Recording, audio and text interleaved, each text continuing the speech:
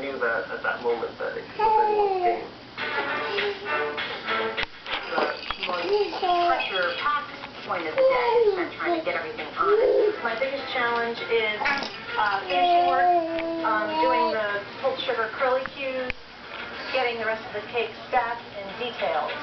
I was trying to keep my mind conscious of the timing, but trying not to forget what we were sketch. I remember standing in front of that sketch and just like looking at every single thing and what were we going to do here? Looking back at our design to see what we originally had planned. We changed a few things.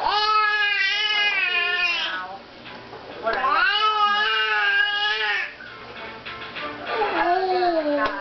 on the hat box here and the star thing.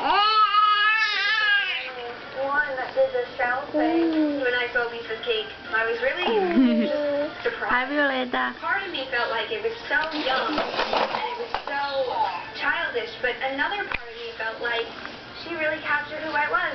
So I was kind of torn. Pull the cake stand. Michelle Bomarito's cake, as far as I'm concerned, is Violetta. I think her cake is Violetta. formal. This isn't a formal occasion. This is a 16-year-old girl's birthday party. And I think with the swag that she's doing, that to me screams wedding. Yep.